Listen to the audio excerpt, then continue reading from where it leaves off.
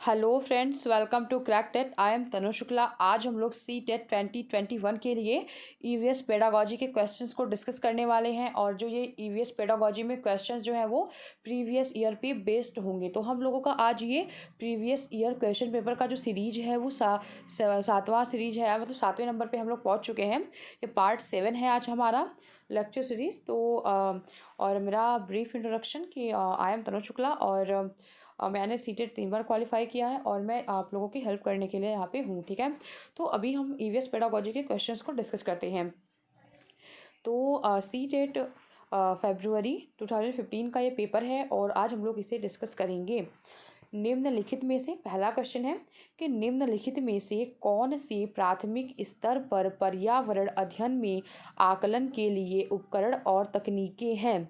ठीक है, पहला क्वेश्चन है कि प्राथमिक स्तर पर पर्यावरण अध्ययन में आकलन के लिए उपकरण और तकनीकें कौन कौन सी हैं।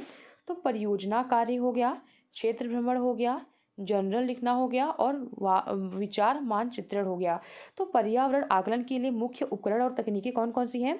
तो परियोजना कार्य भी होगा, क्षेत्र भ्रमण भी होगा, जर्नल लिखना भी होगा और विचार मानचित्रण भी होगा। तो यहाँ पे हमारा ABCD वाला आंसर सही हो जाएगा। ठीक है, इन सब चीज़ों के मतलब के माध्यम से हम पर्यावरण का आकलन कर सकते हैं, मतलब पर्यावरण अध्ययन का आकलन कर सकते हैं। और अगला है कि पर्यावरण अध्ययन के शिक्षण से उन प्रक्रिया आधारित कौशलों को बढ़ावा दिया जाना चाहिए जो आज आधारित प्रत्यक्ष अनुभव के केंद्र बिंदु हैं। निम्नलिखित में से कौन सा एक ऐसा कौशल नहीं है। पूर्वानुमान, निर्धारण, निष्कर्ष निकालना या अवलोकन। तो यहाँ पे निर्धारण जो है वो डिटर्मिनेशन, मतलब जो निर्धारण है ये पर्यावरण में के प्रत्यक्ष अनुभव का केंद्र बिंदु नहीं है, लेकिन पूर्वानुमान है। तो यहाँ पे ये आंसर नहीं बनेगा। निष्कर्ष निकालना भी है और अवलोकन भी है, लेकिन निर्धारण करना, कोई भी चीज़ पहले ही निर्धारित कर लेना, तो ये पर्यावरण का जो प्रत्यक्ष अनुभव पर आधारित, मतलब प्रत्यक्ष अनुभव पर आधारित केंद्र बिंदु ये नहीं है। ठीक है, यहाँ पे हमारा बी ऑप्शन सही हो जाएगा क्योंकि यहाँ पे नेगेटिव आंसर पूछा था। और अगला क्वेश्चन है कि राधा विभिन्न प्रकार के यात्रा टिकटों का उपयोग करती है। ऐसे टिकटों के उपयोग से निम्नलिखित में से किस संकल्पना पर प्रभावपूर्ण ढंग से चर्चा की जा सकती है। किस संकल्पना पर प्रभावपूर्ण ढंग से चर्चा की जा सकती है। तो अलग अलग साधनों से यात्रा करने पर यात्रा की लागत भिन्न भिन्न होती है। तो ये बात बिल्कुल सही है, क्योंकि आप ट्रेन से यात्रा कर रहे हैं, बस से कर रहे हैं या फिर किसी और से कर रहे हैं, तो आपको हर साधन की यात्रा, मतलब हर अलग अलग साधनों की यात्रा करने की जो लागत होती है वो भिन्न भिन्न होती है। तो ये बात तो बिल्कुल परफेक्ट है। तो यहाँ पे सी पहला आंसर जो नहीं होगा और डी आंसर नहीं होगा क्योंकि यहाँ पे ए नहीं है। और यात्रा की लागत उस वाहन द्वारा प्रयुक्त ईंधन पर निर्भर करती है। तो ये तो ठीक नहीं लग रहा क्योंकि बी ऑप्शन तो दोनों में है ही नहीं। तो बी ऑप्शन तो है ही नहीं, मतलब सही आंसर। और सार्वजनिक परिवहन से एक स्थान से दूसरे स्थान जाने के लिए हमें टिकट चाहिए होता है। ठीक है, सार्वजनिक परिवहन से, जैसे कि हम बस से जाते हैं, वो भी पब्लिक ट्रांसपोर्ट होता है। और उसके बाद अगर हम कोई भी पब्लिक ट्रांसपोर्ट का अगर हम यूज़ करते हैं तो वहाँ पे हमें टिकट वगैरह, मतलब कुछ इन सब चीज़ों की ज़रूरत पड़ती है। तो यहाँ पे हमारा सी ऑप्शन भी बिल्कुल सही है। यहाँ पे हमारा थर्ड वाला ऑप्शन जो होगा वो सही आंसर हो जाएगा। और आरक्षण प्रक्रिया की समझ के लिए ये नहीं है, बल्कि यहाँ पे हमारा सही ऑप्शन जो होगा वो सी होगा। ठीक है, और हम अगले क्वेश्चन पे चले अगर, तो प्राथमिक कक्षाओं के विद्यार्थियों को मानचित्र शिक्षण के लिए निम्नलिखित में से कौन सी युक्ति सर्वाधिक उपयुक्त प्रतीत होती है। तो अध्यापक के द्वारा श्यामपट्ट पर मानचित्र बनाना तथा शिक्षार्थियों को विभिन्न स्थानों की स्थिति बताने को कहना। प्राथमिक कक्षाओं के विद्यार्थियों को मानचित्र शिक्षण के लिए, ठीक है, मानचित्र शिक्षण के लिए निम्नलिखित में से कौन सी युक्ति सर्वाधिक उपयुक्त प्रतीत होती है। अध्यापक के द्वारा श्यामपट्ट पर मानचित्र बनाना तथा शिक्षार्थियों को विभिन्न स्थानों की स्थिति बताने को कहना। तो ये तो बिल्कुल नहीं है कि मानचित्र बना देंगे और बताने के लिए कहेंगे तो बच्चों में इसकी समझ डेवलप ही नहीं हो पाएगी। शिक्षार्थियों को निर्देश देना कि वे घर से भारत का मानचित्र लेकर आए, तो ये भी उतना मतलब प्रोडक्टिव नहीं होगा। और शिक्षार्थियों को एटलस दिखाना और विभिन्न स्थानों की स्थिति बताने के लिए कहना, तो ये भी सही नहीं होगा। बल्कि शिक्षार्थियों की सहायता करना कि वे अपने ही संकेतों का प्रयोग करते हुए अपने निकटतम परिवेश का मानचित्र बनाएं और वस्तुओं की सापेक्ष स्थिति और दिशा का ध्यान केंद्रित करें, दिशा पर ध्यान केंद्रित करें। जैसे कि हम लोग अपने हिसाब से अपने दिशाओं को, जैसे कि हमारे घर में किस हिसाब से दिशाएँ हैं उसे हम देखें, और हमारे आस-पास की जो भी चीज़ें हैं हम उन्हें एक अपनी हिसाब से एक सिंबल उनका बनाएँ। जैसे कुएँ का सिंबल, घर का सिंबल, रेलवे स्टेशन का सिंबल। तो वो जो यूनिवर्सल सिंबल होता है उसकी बात, सिंबल की बात नहीं किया जा रहा है। यहाँ पे बच्चे अपने से डेवलप करें और उसके बाद मैप में उसे दर्शाने की कोशिश करें। तो बच्चों का जो अंडरस्टैंडिंग है मैप के लिए वो ज़्यादा बेटर तरीके से बन पाएगा, ठीक है? जब बच्चे वहाँ पे खुद इन्वॉल्व हो रहे हैं। आपको वही आंसर ज़्यादा से ज़्यादा टिक करना है जहाँ पे बच्चे खुद ही इन्वॉल्व हो रहे हों। और अगला है कि कक्षा 5 की अध्यापिका माहिका चाहती है कि उसके विद्यार्थी आस-पास के पौधों का अवलोकन करें। सार्थक अधिगम के लिए उसे बच्चों को क्या करने के लिए प्रोत्साहित करना चाहिए, ठीक है? सार्थक अधिगम के लिए उसे बच्चों को क्या करने के लिए प्रोत्साहित करना चाहिए? समझाना कि पौधे भी सजीव होते हैं। तो सार्थक अधिगम के लिए समझाने पर से कुछ नहीं होगा। समझाना कि पौधे हमारे लिए उपयोगी है, समझाने से नहीं होगा सिर्फ। अधिकतम पौधों के नाम लिखना, तो इससे भी नहीं होगा। उनकी ऊंचाई, ठीक है, यहाँ पे कॉमन रहेगा, ऊंचाई हो गया।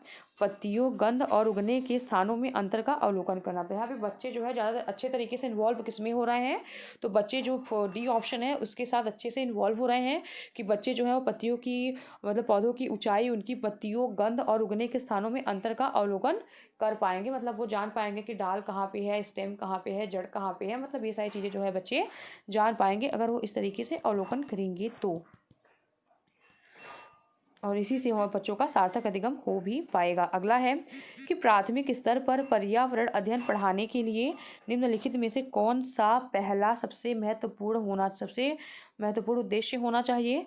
तो क्रियाकलाप संचालित करना और कौशलों का विकास करना। अगला है कि आकलन में सफलता प्राप्त करना। तो यहाँ पे कौशलों का विकास हम बच्चों में नहीं कर रहे होते क्योंकि बच्चों को हम सिखा रहे होते हैं। आकलन में सफलता प्राप्त करना भी महत्वपूर्ण उद्देश्य नहीं है, और विज्ञान की आधारभूत संकल्पना को समझाना भी महत्वपूर्ण उद्देश्य नहीं है, बल्कि सीखने वाले को प्राकृतिक और सामाजिक सांस्कृतिक पर्यावरण से जोड़ना, ये सबसे महत्वपूर्ण उद्देश्य है, ठीक है? प्राथमिक स्तर पर पर्यावरण अध्ययन पढ़ाने के लिए सबसे महत्वपूर्ण उद्देश्य क्या है? तो सीखने वाले को प्राथमिक और सामाजिक सांस्कृतिक पर्यावरण से जोड़ना। तो मैं आपको एक बात बता दूं कि उद्देश्य हमें अपने से डिसाइड नहीं करना है, बल्कि उद्देश्य हमें ऑप्शंस के हिसाब से टिक करने होते हैं। तो अलग अलग उद्देश्य अलग अलग क्वेश्चन में आ सकते हैं, क्योंकि अभी हम लोगों ने बहुत सारे क्वेश्चंस किए जहाँ पे ईवीएस को पढ़ाने का अलग अलग उद्देश्य भी हम लोगों ने देखा था, लेकिन हमें ऑप्शंस के हिसाब से जाना है। किसी एक उद्देश्य को याद करके हम आंसर नहीं दे सकते, बल्कि जहाँ पे जो ज़्यादा पॉजिटिव हमें लग रहा हो वही हमारा उद्देश्य होता है, ठीक है? तो अब हम अगले क्वेश्चन पे चलते हैं। हमारा अगला क्वेश्चन है कि प्राथमिक स्तर पर मानचित्रांकन सिखाने से शिक्षार्थियों में निम्नलिखित में से किस कौशल को बढ़ावा मिलता है, ठीक है? मानचित्रांकन मतलब मानचित्र को सिखाने के लिए निम्नलिखित में से किस कौशल को बढ़ावा मिलता है? साफ सुथरा रेखांकन, गणनाएं और अनुमान, माप के अनुसार चित्रण करना, सापेक्ष स्थिति और दिशा बोध की जानकारी। तो किस कौशल को बढ़ावा देने के लिए साफ सुथरा रेखांकन की बात नहीं की गई, गणना और अनुमान की बात नहीं होती। मानचित्रांकन का मतलब मानचित्रण में, ठीक है, मानचित्र मैप को भरने में। तो यहाँ पे किस कौशल को बढ़ावा मिलता है? तो सापेक्ष स्थिति और दिशा बोध की जानकारी के कौशल में मानचित्रांकन से बच्चों को बच्चों को बढ़ावा मिलता है, सापेक्ष स्थिति और दिशा बोध की जानकारी के द्वारा, ठीक है? तो यहाँ पे हमारा डी ऑप्शन जो है वो बिल्कुल सही हो जाएगा। और अगला क्वेश्चन है कि प्राथमिक कक्षा में पर्यावरण अध्ययन के लिए निम्नलिखित सभी समान उपागम का अनुपालन किया जाना है, केवल इसे छोड़कर प्राथमिक कक्षा में पर्यावरण अध्ययन के लिए निम्नलिखित में सभी समान उपागम का अनुपालन किया जाना है, केवल इसे छोड़कर। तो मूर्त से अमूर्त, ये सही है। ये मतलब मूर्त से अमूर्त की तरफ ही पढ़ाया ही जाता है, तो ये बिल्कुल सही है। तो ये ऑप्शन तो सही है। उसके बाद मूर्त से अमूर्त की ओर और सरल से कठिन की ओर भी हम इसे पढ़ाते हैं बच्चों को, और स्थानिक से वैश्विक की ओर, और मतलब कि यहाँ पे पूछा जाए इसे छोड़कर, ठीक है? यहाँ पे ये सही है, हमें नेगेटिव आंसर ढूंढना है, ठीक है? नेगेटिव आंसर हमें ढूंढना है ना यहाँ पे। इसे छोड़कर ऐसा कौन सा ऑप्शन है जिसे कि छोड़कर हम और सभी का अनुपालन कर सकते हैं? तो हम किसे छोड़कर अनुपालन कर सकते हैं? मूर्त से अमूर्त की ओर, बिल्कुल सही ऑप्शन है। सरल से हम जटिल की ओर जाते हैं, ये भी सही है। स्थानिक से वैश्विक की तरफ जाते हैं, ये भी सही है। लेकिन अमूर्त से मूर्त की तरफ हम पर्यावरण अध्ययन में नहीं जा सकते कि पहले हम बच्चों को अमूर्त चीज़ें बताएं उसके बाद मूर्त चीज़ें बताएं। तो ये इसे छोड़कर और हम सभी का पालन पर्यावरण के अध्ययन में कर सकते हैं। यहाँ पे हमारा बी ऑप्शन जो है वो बिल्कुल सही आंसर हो जाएगा।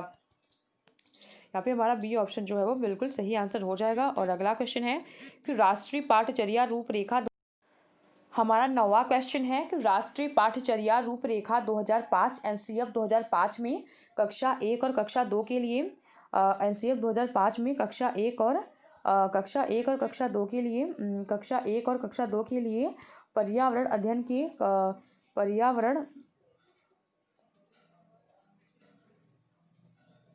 कक्षा 1 और कक्षा 2 के लिए पर्यावरण अध्ययन के किसी पाठ्यक्रम या पाठ्य पुस्तक को सम्मिलित नहीं किया गया है। इसके लिए सबसे उपयुक्त कारण क्या है? कक्षा 1 और 2 में ईवीएस को शामिल नहीं किया गया है, तो क्यों शामिल नहीं किया गया? पाठ्यक्रम का भार कम करने के लिए, तो ऐसी तो कोई बात नहीं है। पर्यावरण अध्ययन केवल कक्षा 3 से आगे की कक्षा के लिए है, तो कक्षा 2 से आगे की कक्षा के लिए, कक्षा 3 में तो इसे स्टार्ट कर दिया गया है। कक्षा 1 और 2 के शिक्षार्थी पढ़ना लिखना नहीं जानते, तो इस बारे में भी नहीं होता, बल्कि संदर्भ युक्त अधिगम परिवेश प्रदान करना। ठीक है, संदर्भ युक्त अधिगम परिवेश प्रदान करने के लिए, मतलब पूरे समग्र रूप में चीज़ों को दिखाने के लिए इन्हें पर्यावरण को ईवीएस में शामिल नहीं किया गया, बल्कि उन्हें मतलब कि अगर हम क ख सिखा रहे हैं, मतलब बच्चों को हम संदर्भ के अनुसार सिखा रहे होते हैं, मतलब 1 और 2 में, इसलिए वहाँ पे शामिल नहीं किया गया है और क्लास 3 से इसे शामिल किया गया। और अगला है क्वेश्चन कि एक अध्यापक को कक्षा 4 के शिक्षार्थियों को हमारे देश के भोजन की सांस्कृतिक विविधताएं बतानी है और इस विषय को पढ़ाने के लिए सर्वोत्तम विधि निम्नलिखित में से क्या है? तो हमारे देश की सांस्कृतिक विविधता बतानी है भोजन के बारे में, तो विभिन्न प्रकार के खाने की चीज़ों के चित्र वाले फ्लैश कार्ड दिखाने से कुछ नहीं होगा, और अपने देश के विभिन्न राज्यों के विभिन्न लोगों के द्वारा खाए जाने वाले विभिन्न भोजन के बारे में भी विद्यार्थियों को एक प्रोजेक्ट देना, तो ये पॉजिटिव हो सकता है, क्योंकि हमें पूरे देश की बारे में जानकारी प्राप्त करनी है। तो यहाँ पे हमारा बी ऑप्शन सही है। विद्यार्थियों से पूछना कि उन्होंने क्या खाया और उसके बाद चर्चा करें, तो ये भी उतना, मतलब ये बहुत ब्रॉड एरिया को कवर नहीं कर रहा है। और विद्यार्थियों से कहा कि वह अपने परिवार के भोजन के बारे में सूचना एकत्र करें, तो यहाँ पे ये ऑप्शन हमारा गलत है, क्योंकि हमें पूरे इंडिया लेवल पे बात करनी है यहाँ पे।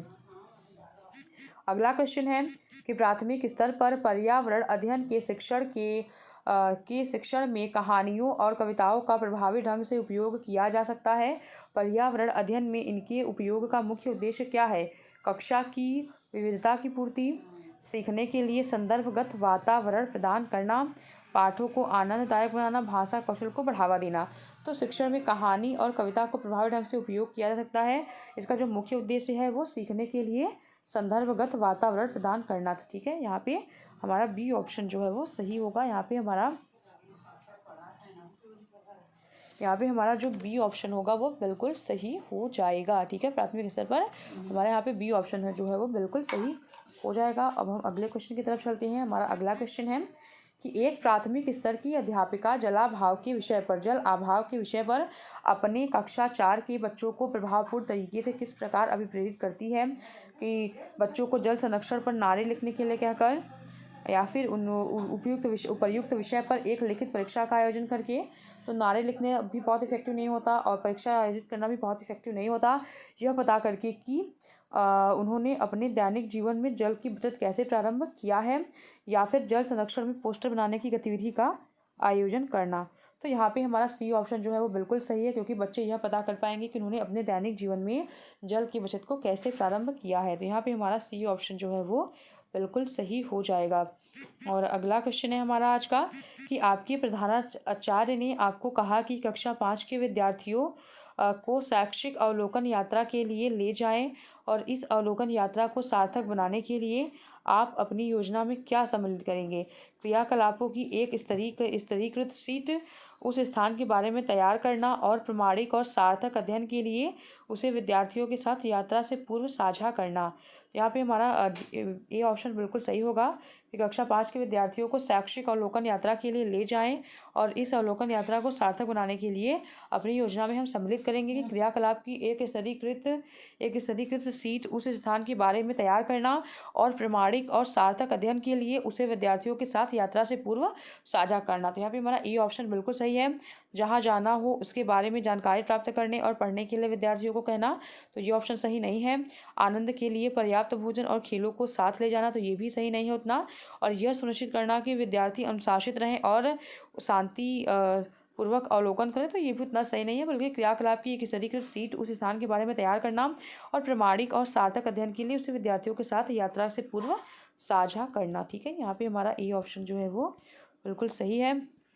और अगला क्वेश्चन है आज का हमारा कि प्राथमिक स्तर पर पर्यावरण अध्ययन के आकलन में निम्नलिखित में से कौन सा एक संकेतक उपयुक्त नहीं है। ठीक है, नहीं है, संकेतक उपयुक्त नहीं है। स्मरण, प्रश्न पूछना, न्याय और समानता के प्रति चिंता और सहयोग।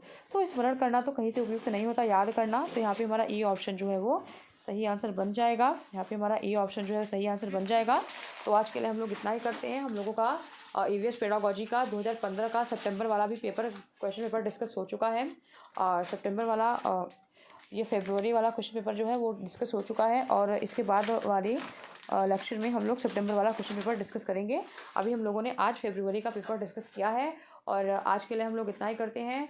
अगर आप लोगों को चैनल के कंटेंट पसंद आ रहे हैं तो आप मेरे वीडियोस को लाइक करें, चैनल को सब्सक्राइब करें और बेल आइकन को प्रेस करें। थैंक यू सो मच, और ज़्यादा से ज़्यादा शेयर भी करें। Thank you so much, thanks for watching.